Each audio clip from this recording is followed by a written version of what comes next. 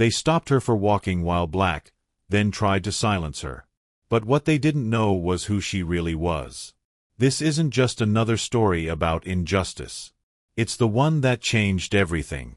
Stay with us to the end, because what happens next will restore your faith, or break your heart.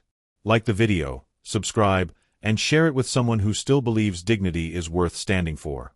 Angela Carter had followed the same routine for nearly 2 decades. Every weekday evening, around 6:30 p.m., she would step off the metro, tighten her worn-out coat against the evening chill, and make her way down the quiet, tree-lined streets of Arlington.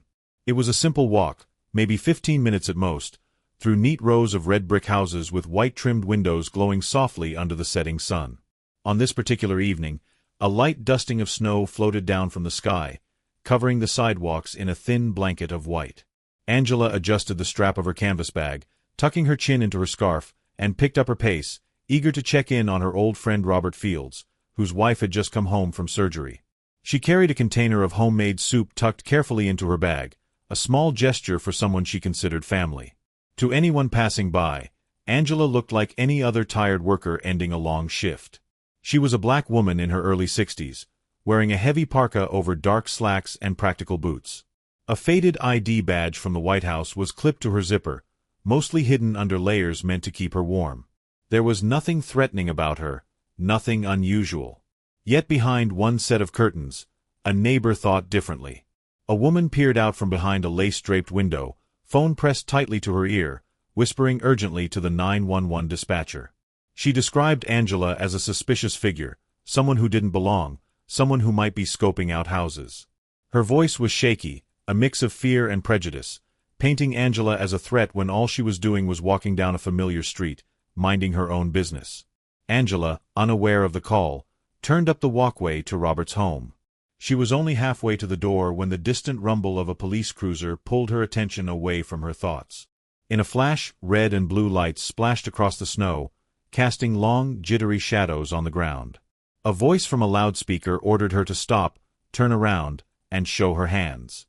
Her heart skipped for a moment, not from guilt, but from a lifetime of experiences that taught her these encounters could go sideways no matter how polite or careful she was. She turned slowly, hands visible, breath puffing into the cold air. 2 officers stepped out of the cruiser. One, taller and heavier, carried himself with an aggressive edge, his hand never far from the holster at his hip. Angela stayed calm, speaking clearly, explaining she was visiting a friend who lived just steps away. But the officer's eyes were already full of suspicion. He barked demands for ID, dismissing her explanation before even listening. Angela complied without hesitation, moving slowly to retrieve her wallet, offering her driver's license with steady hands. She even mentioned her job, that she worked maintenance at the White House, hoping it would clear any misunderstanding. But instead of reassurance, her words seemed to deepen the officer's hostility. Another officer, a younger woman, stood a few steps behind him, her body language uncertain. She didn't intervene, just watched, frozen by the unfolding scene. Angela felt the heavy weight of assumptions pressing against her, assumptions she had spent her entire life navigating. Her ID was scrutinized, her address questioned, her very presence on that street treated as a crime. It didn't matter that she had served her country for over 3 decades, didn't matter that she was doing nothing wrong. In that moment, to them, she was just a black woman who didn't fit the picture of who belonged. The cold seeped deeper into her bones as the confrontation dragged on. Angela knew she had 2 choices: submit silently and hope it would end quickly, or stand firm in her dignity, even if the price was heavy. She chose the second. And in that small but powerful decision, a spark was lit that neither she nor the officers could have imagined would soon set the entire nation watching. Officer Jason Miller didn't hesitate to push the situation further. The moment Angela Carter handed over her ID, he barely glanced at it before tossing it back with a grunt, already convinced he knew everything he needed to know. To him, it didn't matter what was printed on that card. It didn't matter that Angela worked at one of the most secure and prestigious buildings in the country. All he could see was someone who didn't belong on his beat, and he made it clear through every heavy step he took around her, circling like a predator sizing up its prey. Angela stood perfectly still, hands visible, posture calm but firm, her heart hammering inside her chest not because she feared guilt but because she understood exactly how fast things could unravel when authority decided you were a threat. As the snow fell heavier, dusting the street in white, Miller pressed closer, demanding to know if she had weapons, drugs, or anything illegal hidden in her bag. Angela answered clearly, respectfully, refusing to let fear steal the steadiness from her voice. She had nothing to hide. She knew it. More importantly, she knew her rights. When Miller asked if he could search her bag without cause, Angela politely but firmly declined. That simple act, that refusal to surrender her dignity, seemed to flip a switch in him. His jaw tightened. His hand inched closer to the weapon on his hip. The young officer standing behind him, Maria Lopez, shifted uncomfortably but still said nothing, trapped between her duty and her doubt. Angela could feel the tension rise like a storm building around her. Miller's voice grew louder, his questions sharper, filled not with genuine concern but with an underlying anger that she wasn't shrinking under his authority. He barked another demand, this time more forceful, and when Angela again insisted she had done nothing wrong, he crossed a line no one expected. He reached out and grabbed her shoulder roughly, jolting her backward a half step. The cold metal badge on her coat jostled against her chest. It was not a full shove, but it was a message, clear and ugly. It said that in his mind, her refusal to comply instantly made her dangerous, instantly made her deserving of force. Angela's breath caught in the cold air, her muscles locking against the urge to recoil. She steadied herself, drawing on every ounce of patience and resilience she had earned from a lifetime of moments like this, moments when her skin made her suspicious before her voice ever had a chance to explain. She stayed rooted, even as every instinct in her body screamed at her to run, to shield herself, to somehow make herself smaller. She didn't. Instead, she looked Miller in the eye with quiet strength, with a kind of dignity that didn't need loud words or sudden movements to be heard. Behind the curtain of the nearest house, the woman who had made the call watched, sipping wine, her satisfaction plain across her face. She wasn't scared anymore. She was entertained. Angela felt the weight of that gaze as surely as she felt the falling snow on her face. It wasn't just about the two officers anymore. It was about everyone who ever decided someone didn't belong just by looking at them. More police cruisers started to arrive, headlights sweeping across the street like searchlights. Radios crackled. Voices echoed in the growing crowd. Angela knew what was coming. She knew how these things tended to spiral. She had seen the news stories, mourned the headlines, watched the videos where a simple misunderstanding turned deadly within seconds. She wasn't going to be another headline if she could help it. Miller kept pressing, accusing her now of impersonating a federal employee. He refused to check her credentials, refused to make a single call that could have resolved everything in minutes. Instead, he decided to escalate. His hand hovered near his gun again, not aiming yet, but ready, the message loud and clear. Angela's heart was steady but heavy. She realized in that moment that this wasn't just about her. It was about every person who looked like her and had to move through the world carrying an invisible target on their back. Officer Lopez finally seemed to hesitate, her hand half raised as if she might speak, might stop the madness unfolding in front of her. But fear and hierarchy pinned her in place. Angela could see it in the young woman's eyes, the terrible pull between doing what was right and doing what was easy. She didn't blame her. Fear was a powerful thing. Angela had just lived too long to let it control her anymore. So Angela stayed still. She stayed calm. And as the cold settled deeper into her bones, she made a decision. If the world was going to watch, if these officers were going to treat her like a criminal for existing, then she was going to make sure the truth was visible to everyone, undeniable and unforgettable. This was bigger than one snowy night on a quiet street. It was the start of something no one could stop. The moment Officer Jason Miller laid his hand on Angela Carter, something shifted on that quiet street. It wasn't just between the three people standing in the falling snow. It was in the houses tucked behind fences, in the faces watching through curtained windows, in the hands reaching for cell phones left on kitchen counters. A handful of neighbors who had heard the sirens and seen the flashing lights were already peeking outside, curious at first, but their curiosity quickly turned to concern. Cameras started rolling almost instinctively, because everyone had seen enough headlines to know how fast these situations could turn into tragedies. From the window across the street, a teenager lifted his phone and hit record. From the porch 3 houses down, an older couple, bundled in thick coats, watched with heavy frowns etched on their faces. What started as an isolated moment was no longer private. It was unfolding in front of an audience, one that would not be so easily silenced.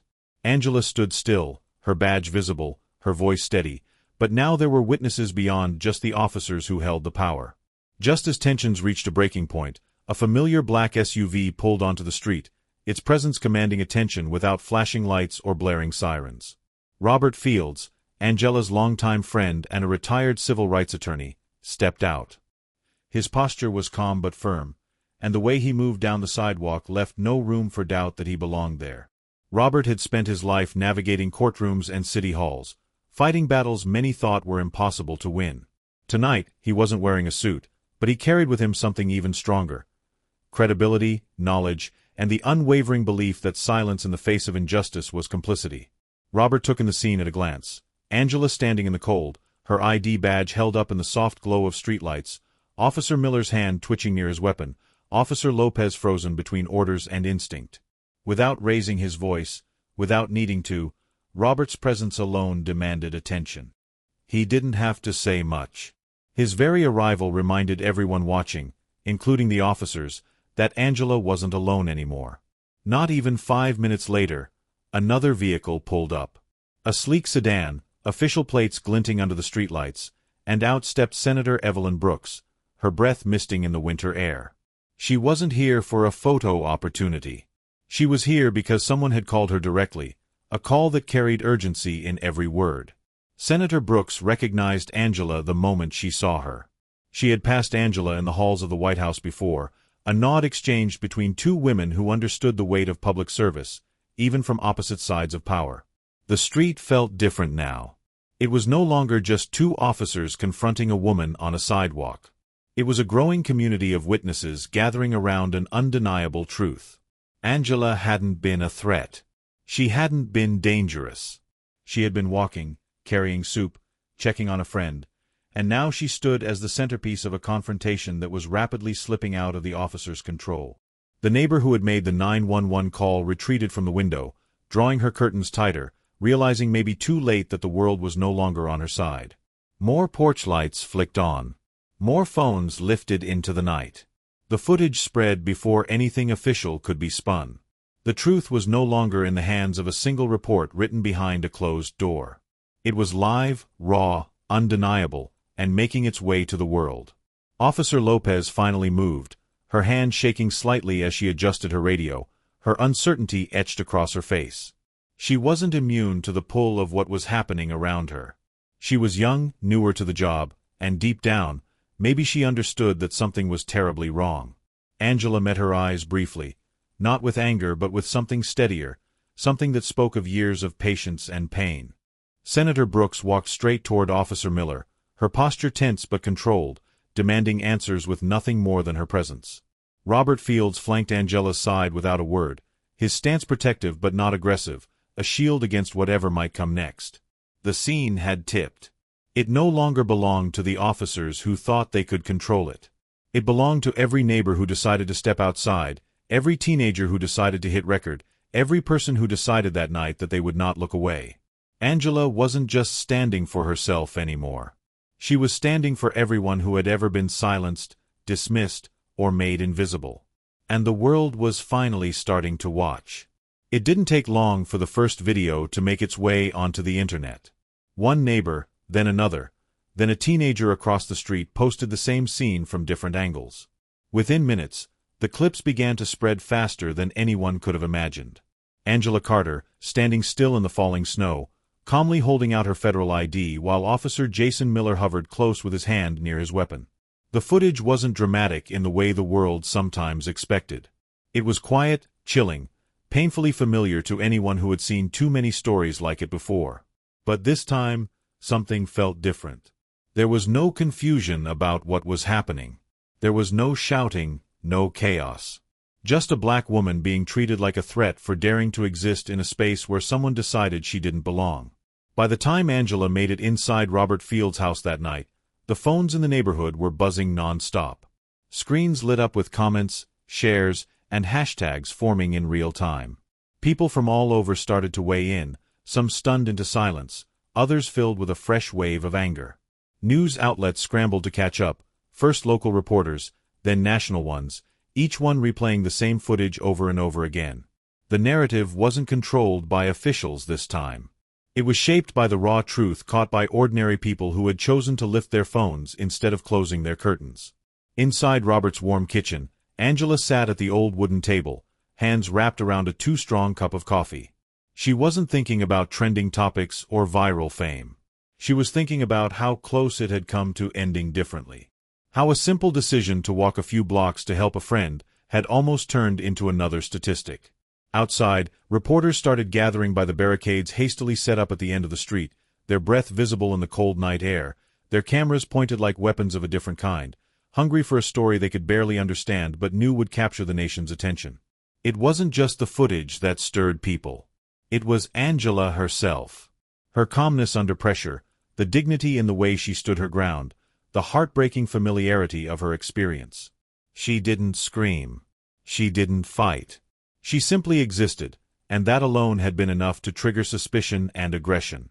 For many watching, it wasn't just about Angela. It was about their mother, their aunt, their sister, their neighbor. It was about every quiet moment when dignity had to battle bias and every unseen injustice that had played out behind closed doors. As the night wore on, more details started to emerge. Clips surfaced showing Angela's White House badge, crystal clear under the streetlights. Witness statements piled up online, confirming what the video showed, that she had done nothing to warrant the treatment she received. The facts left little room for spin. People across the country, from small towns to major cities, saw a piece of their own story in hers and refused to let it be buried under official statements or sanitized reports. Angela's name began trending nationwide before dawn. News anchors spoke her name with a mix of shock and reverence. Editorials started pouring in, demanding accountability. Civil rights groups issued statements before the morning papers even hit the stands. Angela had not chosen to step into the spotlight, but the spotlight had found her, and it showed no signs of dimming. Calls for action grew louder. People weren't just angry at what had happened. They were angry at how common it was, how often stories like Angela's ended without cameras, without witnesses, without justice. Marches began forming across cities, small gatherings at first, then larger ones, with people holding signs bearing Angela's face alongside the simple words, "Dignity is not a crime." Through it all, Angela stayed quiet. She answered a few calls from close friends, let Robert handle the reporters knocking at the door, and kept her focus steady. She understood something that not everyone did. This wasn't about one night. It wasn't about her alone. It was about something bigger, something old and heavy, that had been stirred awake once again. Angela Carter hadn't asked to be a symbol. She hadn't asked for any of it. All she had wanted was to bring soup to a friend and get home safely.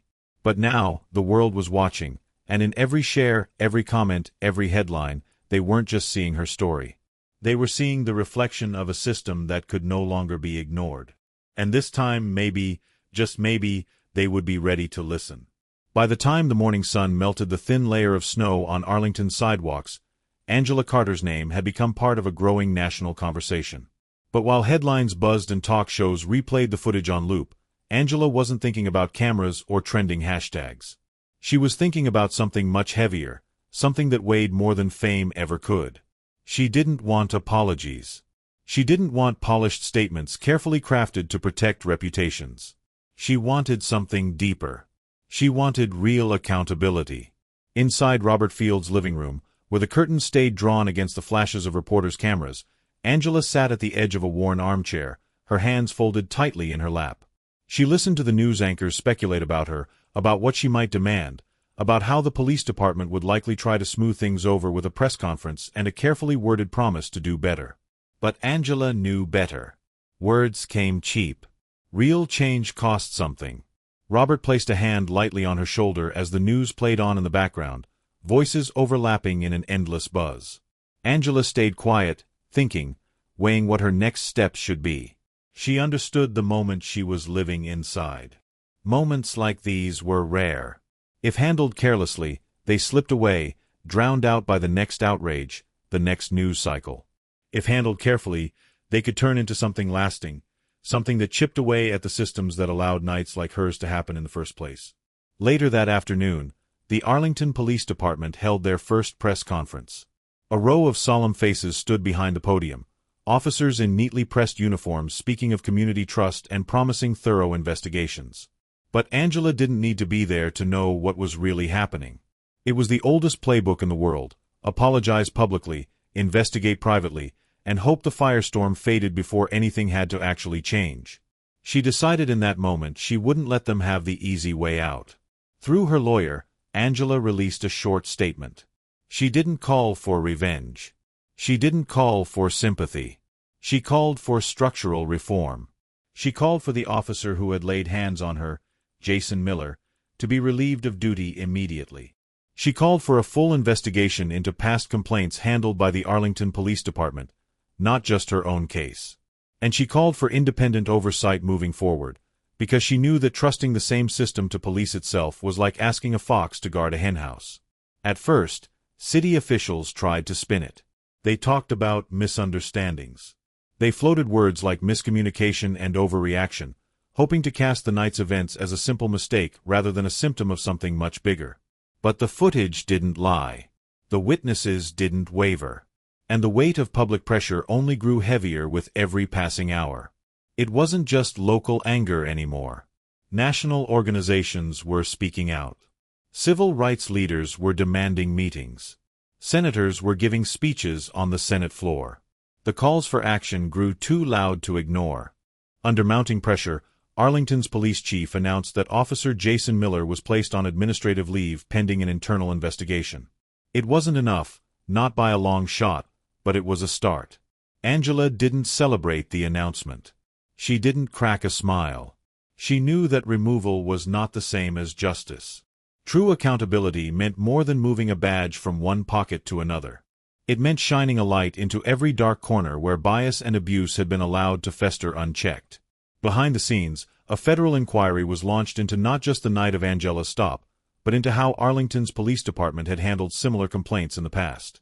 Whispers about cover-ups, ignored warnings, and a pattern of racial profiling started to surface, each one adding another crack to a system that had long shielded itself from real scrutiny. Through it all, Angela remained steady. She didn't chase interviews or rush to the nearest microphone. She understood that real change was slow, grinding, unglamorous work. It wasn't made of fiery speeches. It was made of quiet, relentless insistence that the truth be acknowledged and that the structures that allowed injustice to thrive be dismantled piece by piece. In living rooms across America, people watched Angela's story unfold and felt something stir inside them. Hope, maybe. Or maybe just the recognition that dignity was not a request. It was a right. And Angela Carter was demanding what had been denied to too many for too long. Angela Carter never set out to be a symbol. She wasn't chasing the spotlight or looking to become a headline. She wanted what most people want at the end of a long day: a quiet walk home, a warm meal, and the peace of slipping into the comfort of familiar walls. But sometimes life has a way of pushing ordinary people into extraordinary places, whether they ask for it or not. And by the time the world finished watching her stand steady in the falling snow, Angela had been pushed right into the center of a conversation much bigger than herself. Invitations started pouring in almost immediately. News networks wanted exclusive interviews. Civil rights organizations asked her to headline rallies. Politicians reached out, hoping to shake her hand, to stand next to her for a photo. They called her brave, a hero, a symbol of resilience. But Angela didn't feel like any of those things. She felt tired. She felt wary. She felt the weight of being turned into something larger than her own story, knowing how easily the world loved symbols but often forgot the real people behind them. At first, she said no to almost everything. She stayed tucked inside Robert Field's small, welcoming home, letting the noise swirl around her without stepping into it. She answered the occasional call from friends and family, but for the most part, she stayed quiet, thinking deeply about what this moment demanded from her. Angela knew that being seen was powerful. But she also knew that being turned into a symbol without control over the message could be dangerous. She didn't want her story polished into something easier to digest. She wanted the truth to stay messy, real, and rooted in the everyday lives of people like her who faced injustice without cameras rolling. Eventually, One invitation caught her attention. It wasn't a TV interview or a rally. It was a quiet call from Washington, a request for her to join a newly forming civilian task force focused on law enforcement reform. They didn't want her to be a mascot. They wanted her voice, her experience, her insistence on seeing the truth unfiltered. Angela thought long and hard about it. She wasn't a politician. She wasn't trained in public speaking. She was a woman who had spent decades quietly serving a country that hadn't always served her back. But maybe that was exactly why she was needed. She accepted, not with fanfare, but with the same calm resolve she had shown the night it all began. She traveled to Washington quietly, without press, without a crowd waiting to greet her. She walked into the halls of power wearing the same worn coat she had buttoned up against the Arlington snow, carrying with her nothing but her voice and the weight of every unseen person she knew she represented. Inside those meetings, Angela didn't shout. She didn't deliver grand speeches. She spoke plainly, from lived experience, about what it felt like to be seen as a threat before being seen as a person. She spoke about the fear that lived quietly inside so many communities, the fear that a simple mistake, a wrong look, a wrong address, could end a life. And slowly, the room began to listen. Not because she demanded it, but because her truth carried a weight that couldn't be denied. Meanwhile, across the country, her story continued to ripple outward. Students wrote essays about her courage. Churches lit candles in her name. Marchers carried signs that read "Stand like Angela." But even as her name became bigger, Angela stayed grounded. She knew fame was fleeting. What mattered was whether the seeds planted in this moment would grow into something that would last after the cameras moved on. Back home, Robert watched her with quiet pride. He saw the exhaustion in her eyes, the heavy carefulness in her steps, but he also saw something stronger than weariness growing inside her. Angela wasn't chasing change. She was becoming it, one steady step at a time. She wasn't just the woman in the video anymore. She was the voice in the room where decisions were made.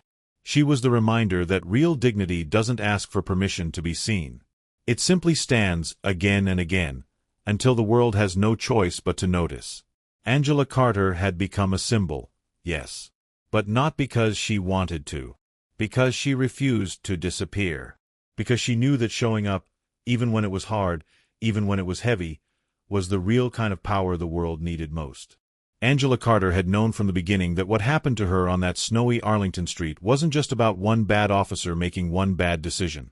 It was about a whole system that quietly allowed those decisions to happen over and over again. And as the days unfolded, the cracks in that system widened until the truth started pouring out for everyone to see. It began with a few brave journalists digging through public records. At first, they found hints, memos from supervisors about Officer Jason Miller's aggressive behavior, citizen complaints that seemed to vanish before reaching any real disciplinary board. Then the stories started surfacing in full. Over the last 6 years, Miller had been accused multiple times of racial profiling, excessive force, and inappropriate conduct during traffic stops. None of those complaints had made it to the public eye before. Every one of them had been quietly closed, marked as unfounded or dismissed without full investigation. The details were painful to read. A black teenager slammed against a fence walking home from football practice. A young Latina nurse stopped after a night shift, accused of loitering near her own car. A father pulled over in his driveway, questioned harshly in front of his children for fitting a vague description. The names changed. The faces changed. But the story stayed the same. And now, for the first time, the world wasn't looking away. Angela sat at Robert Field's kitchen table night after night, reading article after article, flipping through news reports that laid bare the ugly reality she had lived quietly for so long. She didn't rage. She didn't cry. She absorbed it all with a steady sadness, a heavy understanding that this was not new. It had always been there, hidden under paperwork, lost in bureaucratic language, brushed aside as isolated incidents instead of what they truly were, patterns. Public pressure grew stronger with every headline. Arlington residents demanded answers at City Hall meetings. Protesters stood outside the police department carrying signs not just with Angela's name but with the names of the others who had been ignored. Community organizers held candlelight vigils for those whose stories never made it to social media. People who had stayed silent out of fear or exhaustion started coming forward, sharing experiences that stretched back years, sometimes decades. The Arlington Police Department could no longer hold the line. An internal affairs audit was announced, but few trusted the department to investigate itself. Under relentless pressure, federal authorities stepped in, launching a full inquiry not just into Officer Miller's actions, but into the leadership decisions that had protected him. Emails surfaced showing supervisors advising one another to keep complaints in-house, to avoid drawing media attention. Training records showed inconsistent courses on bias and de-escalation, with little follow-up or accountability. Even some officers within the department broke ranks. A few spoke anonymously to reporters, admitting the culture of silence, the pressure to back fellow officers even when they crossed the line. Officer Maria Lopez, the young woman who had stood frozen the night Angela was stopped, filed her own report, stating plainly what she saw, how she had been taught to stay quiet, how fear and loyalty to the badge had pulled harder than the voice in her heart telling her to step forward. Angela read all of it quietly, carrying the weight of those revelations like stones in her chest. She wasn't surprised. But she was tired. Tired in a way that went deeper than the body, tired in the spirit. Yet she knew this was what real change looked like. It was messy. It was painful. It cracked things open that people had worked hard to keep closed. But it was necessary. The city's leadership stumbled through damage control, offering promises of reform, pledging new oversight committees, firing a few high-ranking officials in hopes it would calm the outrage. But Angela and the community around her understood that firing a few people wasn't enough. It wasn't about a few bad apples. It was about the soil they had been allowed to grow in. She kept showing up to town halls, to meetings with investigators, to small gatherings where victims shared their stories into open microphones. She didn't come to lead chants or deliver fiery speeches. She came to listen, to stand witness, to make sure that no one could neatly pack this all away and move on. Not this time. The failures had been exposed. The paper trail was there for everyone to see. And Angela Carter, who once just wanted to walk home without incident, had helped drag all of it into the light. She wasn't finished yet. The hardest part was still ahead. But for the first time in a long time, the people who had suffered silently knew they weren't invisible anymore. Angela Carter never wanted her name on banners or headlines. She never wanted to be the face of a movement. But sometimes history has a way of choosing people not because they are loud or eager, but because they refuse to back down when it matters most. By the time the investigations wrapped up and the national conversation shifted, Angela's impact was already planted deep in the places that mattered most, in the quiet rooms where real change begins. Arlington's police department was no longer the same. Policies that had once been just words buried in training manuals were rewritten with real consequences behind them. A civilian oversight board was created, this time with actual authority, not just a figurehead committee to check a box. Complaints no longer disappeared into silent filing cabinets. Every officer's conduct history was tracked and reviewed with real transparency. New recruits sat through community-led panels, listening to stories like Angela's before ever putting on a badge. Some policies changed faster than others, and not everything was perfect, but something undeniable had shifted. The culture of silence had been cracked open. Beyond Arlington, Angela's influence spread even further.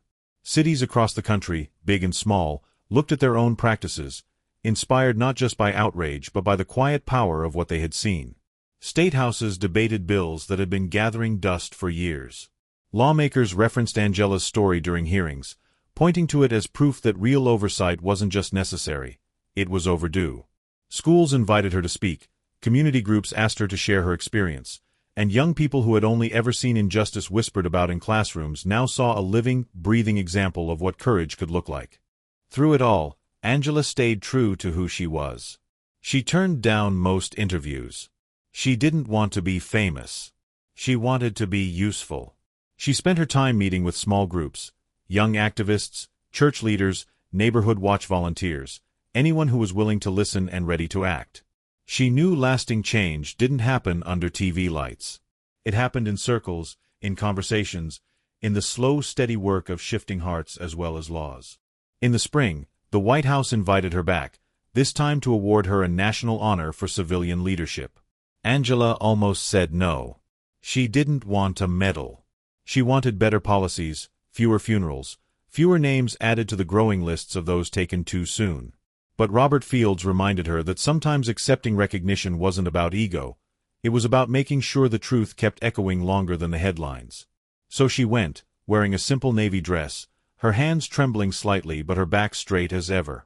When they placed the medal around her neck, she didn't think about the cameras or the applause. She thought about every silent face she had stood for when she decided to hold her ground that night. Back home, they renamed the city's East Side Community Center after her, the Angela Carter Center for Justice and Dialogue. She attended the opening quietly, slipping in through the back, watching kids laugh and paint signs with words like fairness and respect. She didn't make a speech. She just smiled, a soft, tired smile, and let herself believe for a moment that maybe something real had taken root. Years passed, and while the world moved on to new headlines and new battles, Angela kept showing up. She mentored young officers who wanted to serve with integrity. She spoke at schools, telling kids that bravery wasn't about being fearless, it was about standing firm even when your voice shook. She comforted families who had lost loved ones to injustice, not with promises she couldn't keep but with the simple truth that they weren't alone. Angela Carter didn't change the world overnight. No one person ever does. But she proved that standing your ground matters. That one voice, calm and steady, can crack open walls built on fear and indifference. She showed a fractured country that dignity is not a luxury, it is a right. And she reminded all of us that sometimes the most powerful thing you can do is refuse to be invisible. Her legacy wasn't written in bold headlines or shouted from podiums. It was stitched quietly into the fabric of every heart she touched, every policy she helped change, every young person she inspired to believe that their voice, too, was worth raising. And as long as people keep standing up, keep speaking out, keep choosing dignity over silence, Angela Carter's legacy will never fade. Angela Carter's story is a quiet but powerful lesson in dignity, resilience, and the impact of presence. For older audiences, her experience is a reminder that even without loud protests or bold speeches, one can still create lasting change. Angela stood her ground not with anger, but with a steady calm that came from a lifetime of understanding the world's injustices. She didn't fight to be seen, she refused to be invisible. Her actions show that wisdom, experience, and quiet courage are just as vital as youthful energy in the fight for justice. As we grow older, our stories, our presence, and our values become even more important. We become keepers of history and living examples of what it means to endure and to lead with integrity. Angela's legacy tells us that doing what is right, even when you're tired, even when you're alone, still matters. That's a lesson all of us can carry. If this story moved you, leave a comment with your thoughts and tell us what stories you want us to feature next. Don't forget to like the video and subscribe so you never miss future stories that speak truth, dignity, and change.